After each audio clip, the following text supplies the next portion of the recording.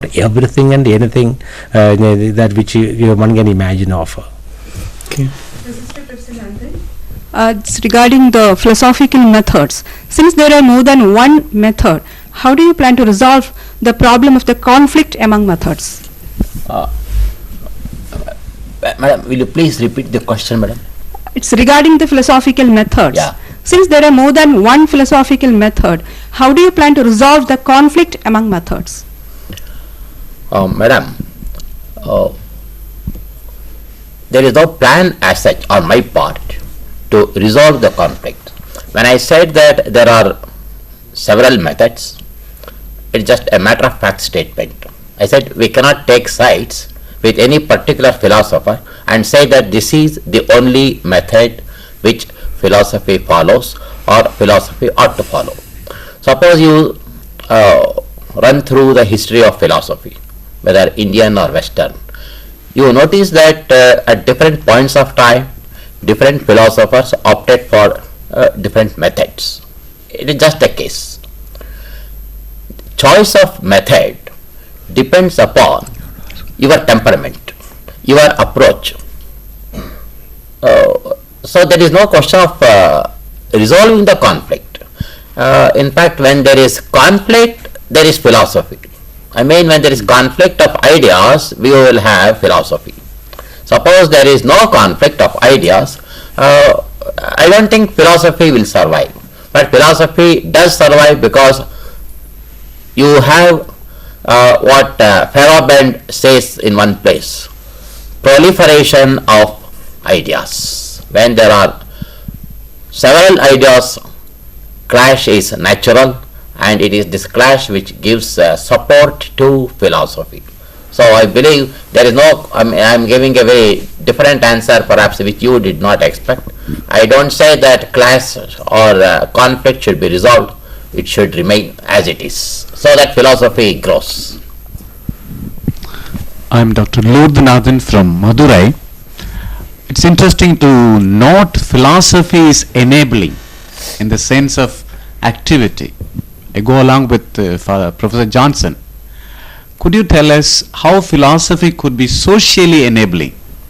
Is it only individually enabling, or could it be socially enabling?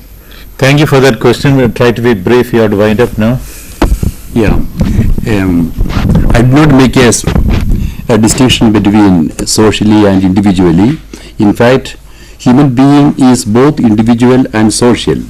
When individuals are enabled, the society is enabled. So, of course, we have to highlight or we have to give priority for social dimension as well, especially in the context of today. I think it's a good point that has to be taken note of. Well, I am ever grateful to Dr. Johnson, Dr. George, and Professor Nandan for highlighting the importance of philosophy, especially in the context of distance learning. As I said in the beginning, the university has two programs of study, the BA Philosophy and the MA Philosophy, and the viewers, thank you very much.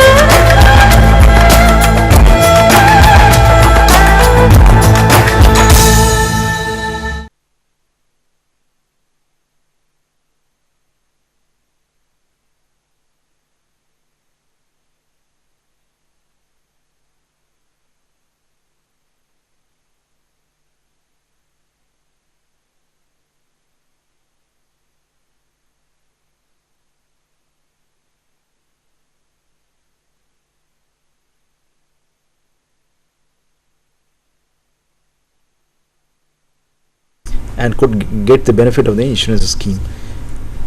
And the coverage of these crops were also enhanced. That is, number of crops were brought into the purview of the insurance scheme.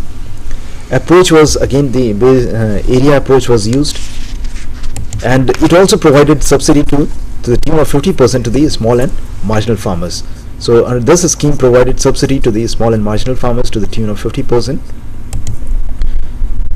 Then we also had a scheme, another scheme that is very important scheme, that is the pilot seed crop insurance scheme, was launched in the year 1999, because we know that the seed production is a very capital intensive enterprise, and the loss has to be insured in order to see that more number of people they come forward to take up seed production and make it available to the farming community.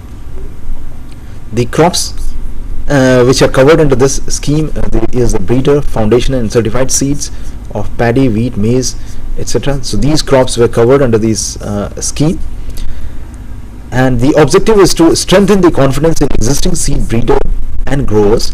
So seed growers, to instill confidence in the seed growers, to provide financial security to seed breeder, grower in failure of seed crop. In the event of failure of seed crops, these financial security need to be provided to the breeder or grower. The following stages are covered under the pilot seed crop insurance scheme. That is the failure of seed crop either in full or part, loss in expected raw seed yield, loss in seed crop after harvest. So after harvest, if there is a loss of seed crop, and loss at seed certification stage. So either of these events, the farmer is insured.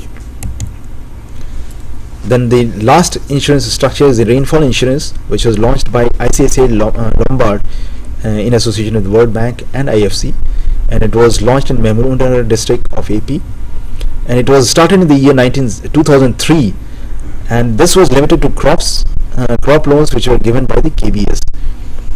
And the insurance is payable if the cumulative rainfall during the period falls below the historical average.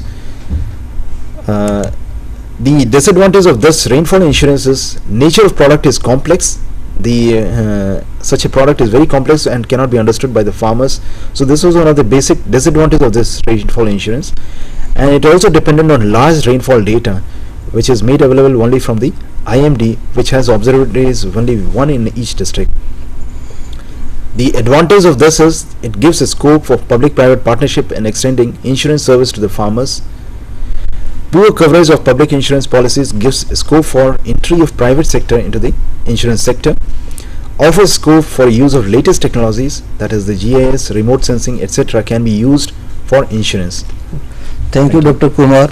You explain us about the various institutional infrastructure for the agriculture finance, public, scheduled commercial banks we have discussed, the cooperative bank we have discussed about, then the microfinance schemes we have discussed, then various insurance